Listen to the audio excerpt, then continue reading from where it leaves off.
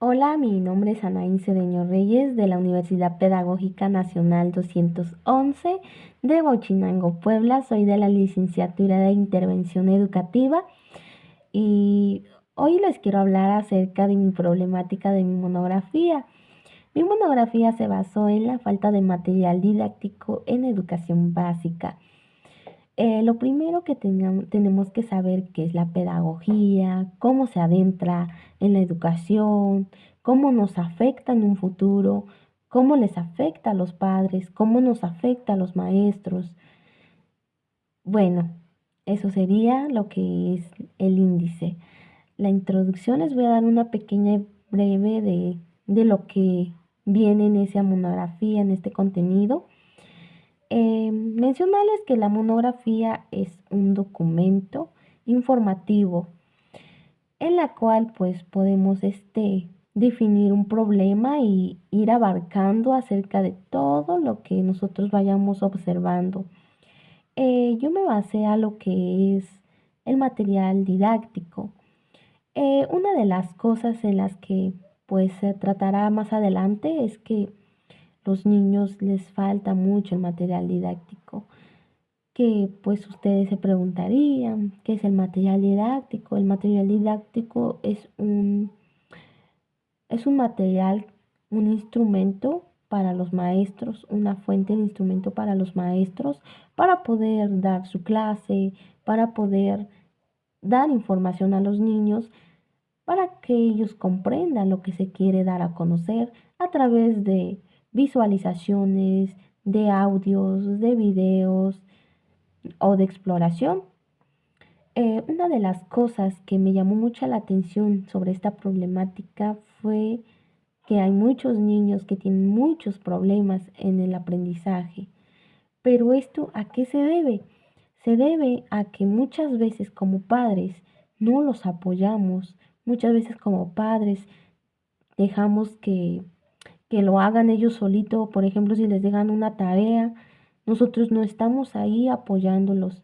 Y es algo que nosotros debemos hacer como padres de familia, apoyarlos en lo que ellos están haciendo o están realizando, preguntarles, recordarles de las clases que ya vieron. Y es algo que no se dio, ¿por qué? Por la falta de material didáctico, porque hay muchas veces que los maestros, o nos podemos dar cuenta que los maestros solamente dictan o solamente escriben lo que los niños deben copiar. Pero si tú les preguntas a los niños de qué es eso, lo que ellos están haciendo, ninguno te va a responder porque no sabe. Es nomás van a decir, ah, solamente copiamos un texto. Pero si tú pones un material didáctico, por ejemplo, visual, que sea por ejemplo, si usted va a contar un cuento de la Caperucita Roja, usted pone una niña con una capa roja y usted ya le va contando a través de las imágenes. Entonces, el niño va a generar esa emoción en la cual va a tener serios aprendizajes, serios conceptos, en la que tú le preguntes, ¿quién fue Caperucita Roja? Y ya le va a decir porque es algo que le está ayudando. Y recordarles que también los niños no siempre van a aprender de la misma manera, sino que siempre hay que estar cambiando el material, ya sea visual, en audio, o ya sea en video o explorando, porque a veces los niños les gusta el material con las que puedan manipular, con las que puedan formar, con las que puedan crear, con las que puedan ellos expresarse. Y es algo que en esto no encontramos, que hay niños cero creativos, niños muy tímidos, niños que no quieren socializar, niños que no comparten, se la pasan jugando, se la pasan distrayendo, tienen mucha atención dispersa y es algo que está generando una sociedad en la que se está convirtiendo en un problema porque si tú vas avanzando así, vas dando clases así, entonces lo que va a hacer el niño no va a crear o no va a mostrar sus habilidades, no vas a poder conocer las habilidades de lo que es capaz de hacer. En cambio, si tú le das material, el niño empieza a hacer, a manipular, y ahí podemos nosotros como docentes o como padres de familia darnos cuenta para qué son buenos, para qué, lo mayor, para qué son buenos. Y hay muchos niños que les gusta mucho manipular los instrumentos. Todo esto pues fue basado a lo que es la pedagogía. Ustedes se preguntarán qué es la pedagogía.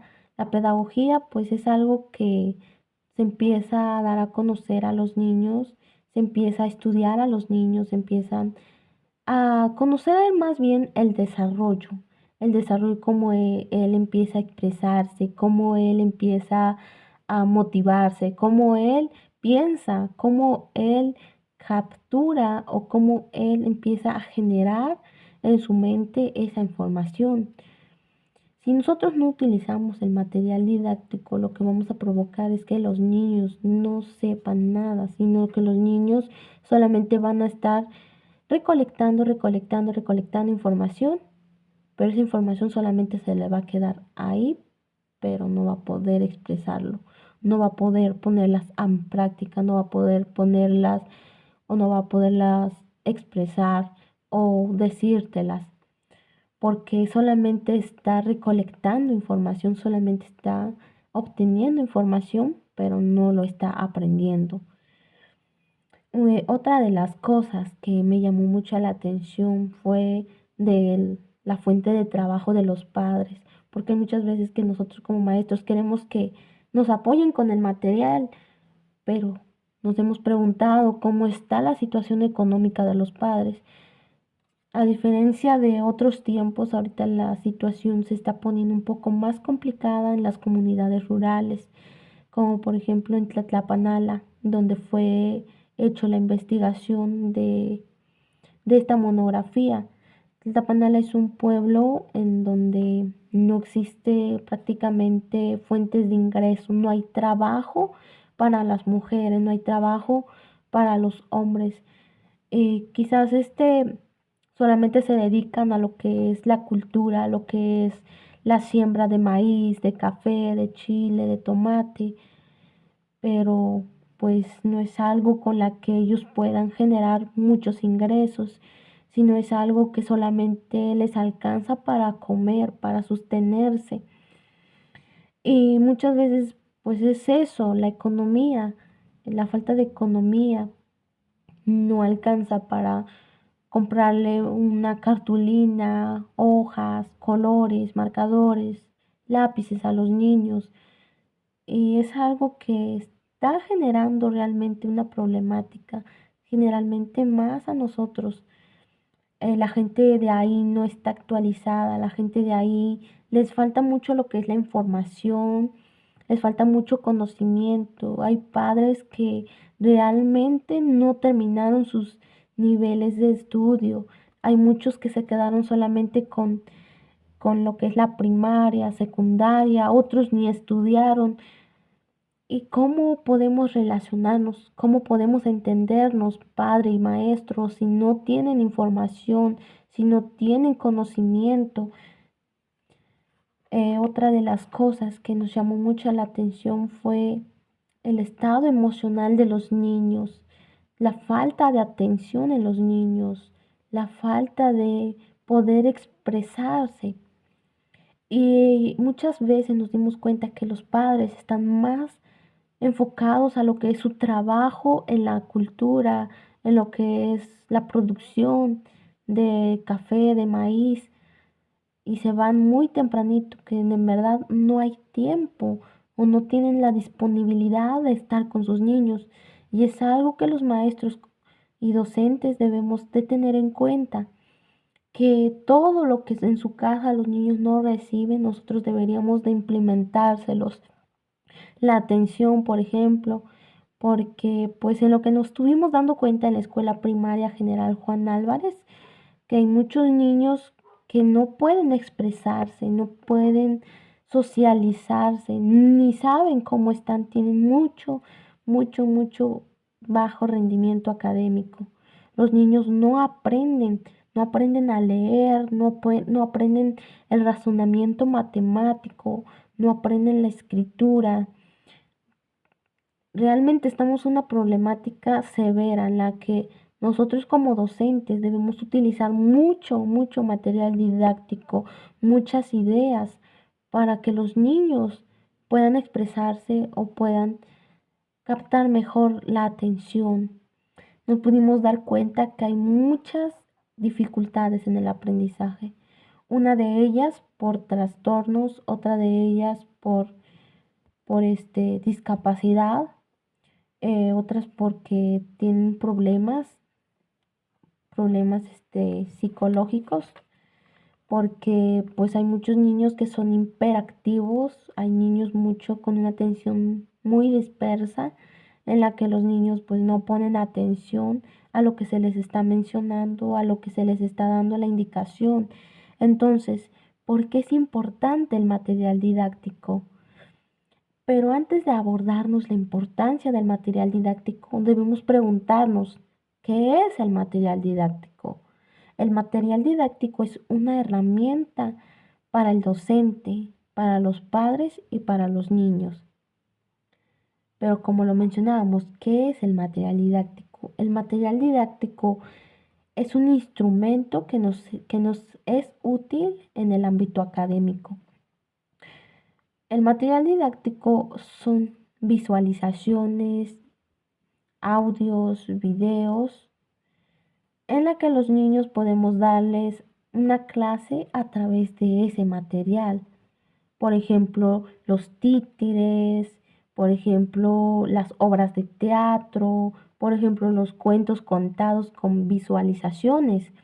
Y hay muchas cosas que no se están implementando en esa escuela primaria.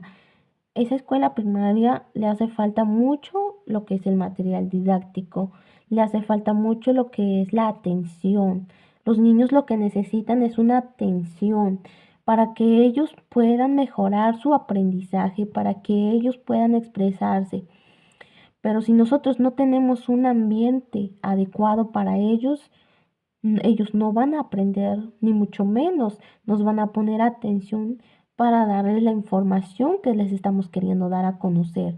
Pero lo primero que tenemos que hacer o lo primero que tenemos que implementar es la economía. Como maestros y como padres, pues no tenemos los recursos. Pero ¿qué debemos hacer o qué una estrategia? ¿Qué debemos hacer para generar recursos? Una de ellas, pues podemos usar material reciclado o podemos organizarnos con las personas de la comunidad que tengan materiales, ya sean libros, lecturas, hojas, cosas que nos sirvan en la escuela, las puedan donar. Otra de las cosas, podemos generar talleres en las que los niños empiecen a manipular con cosas que tengan en su área. Por ejemplo, como es un área rural, que existen muchas piedras, plantas, pastos, flores, todo eso podemos implementar a lo que los niños hagan actividades, por ejemplo, recojan cosas por tamaños de la naturaleza. Otra de las cosas que sean actividades físicas en las que los niños pues puedan competir en experiencias como por ejemplo ellos hagan dinámicas, por ejemplo correr, hacer movimientos en las que los niños pues desarrollen un aprendizaje adecuado. Otra de las cosas que podemos implementar es que los niños empiezan a manipular, empiecen a expresar a través de visualizaciones, a través de cosas que tengan mucha atención. Otra de las cosas en la que el maestro debe utilizar son visualizaciones para dar clases. Los niños aprenden de muchas maneras y no siempre usar los mismos métodos. Por ejemplo, si funciona de visualización, debemos cambiarla a los audios, audialización. Por ejemplo, tú pones un cuento en la que los niños deben escuchar y las palabras que ellos vayan captando, obteniendo, las vayan escribiendo en su libreta. Pero ¿qué pasa? Que como los niños no tienen todavía, no han construido el desarrollo de habilidades, así como nosotros no sabemos las habilidades que tienen porque nunca hemos tenido material. Entonces, ¿qué debemos hacer para que los niños empiecen a mostrar habilidades? Para que los niños empiecen a expresar habilidades, primero crear una conexión que es docente y niño. Pero ¿cómo hacer eso? A través de actividades físicas, a través de participaciones. Por ejemplo, hay muchos niños que encontramos en esa escuela muy tímidos que realmente se hacen de su lugar. Pero si nosotros como docentes queremos reintegrarlo, nosotros debemos crear juegos, dinámicas grupales en la que el niño tenga que integrarse, quiera o no quiera, tiene que integrarse. Otra de las cosas que podemos hacer es que los niños empiecen a mejorar su escritura a través de ejercicios. Por ejemplo, podemos dejarles caligrafía en la que ellos puedan hacer circulitos, óvalos, palitos, rayitas. Entonces eso va a mejorar a que ellos empiecen a tener una escritura mejor. Otra de las cosas, como los niños no han tenido todavía o no tienen todavía el conocimiento de las vocales, de las letras, entonces utilizar dinámicas en la que ellos empiecen a crear sus propias letras. Por ejemplo, pueden hacer un grupo que haga la letra A, otros que hagan la letra E, otros así, para ir conociendo o haciendo esa dinámica en la que los niños empiecen a construir palabras, tanto les va a servir tanto como reconocer y como leerlas. Y van a ir desarrollando su propio conocimiento. Esa sería alguna de las posibles soluciones que podríamos implementar a los docentes. Otra cosa, utilizamos instrumentos para obtener esa información a través de las encuestas, entrevistas y los diarios de campo, en la cual pues se pudo ver y encontrar la problemática de que los niños no tienen un desarrollo cognitivo. Según la teoría de Piaget, es que hay 4 etapas y mencionaba que una de las etapas es cuando los niños empiezan a observar, a ver los cambios, los colores. La segunda etapa es cuando empiezan a manipular, empiezan a experimentar. Y mencionaba en esa teoría que como el paso del tiempo, como el niño va creciendo, va desarrollando su propia identidad, va desarrollando sus propias habilidades, su propio conocimiento. ¿Qué es la identidad en un niño? La identidad es algo que los identifica. Por ejemplo, puedo decir yo, Anaín, yo me identifico por ser una chica sonriente, por una chica que le gusta mucho la música, que le gusta tocar guitarra. Esa es mi identidad. Esa es la que me construye como ser humano. Y pues entre otras cualidades es la que nos construye como ser humano. Pero pues eso sería nomás un ejemplo de lo que estoy mencionando. Otra de las cosas, que ellos empiezan a conocer su cultura, que ellos no se sientan avergonzados por hablar un idioma. Justamente pues también nos pudimos dar cuenta que hay muchos niños que hablan perfectamente el náhuatl, que les gusta mucho el lenguaje náhuatl y es una lengua muy bonita y me siento orgullosa de poder saber ese lenguaje y poderme comunicar con las personas, aunque pues a veces se hace un poco difícil porque hay personas que pues se saben, o sea, muy bien lo que es el idioma náhuatl y pues estamos yo como que todavía estamos entre sí, entre no, y, y me gusta mucho cómo los niños entre ellos mismos empezaban a hablar náhuatl, pero Hay otros niños que se sienten avergonzados de sí mismos. Miraba una ocasión donde dos niños empezaban a hablar su lengua, estaban platicando ellos dos, y cuando llega otro niño y que se empieza a burlar, dice, ay, y ya saben que es un indígena, que es un pobre. Pero yo, como estuve ahí, entonces intervine y les dije, no, no es algo que se tenga que avergonzar, es algo que nos identifica como ser humano, es algo que nos deberemos de sentir muy orgullosos como personas, de formar parte, de tener ese conocimiento de saber el lenguaje. Y me encanta mucho de cómo la gente se relaciona en esa comunidad.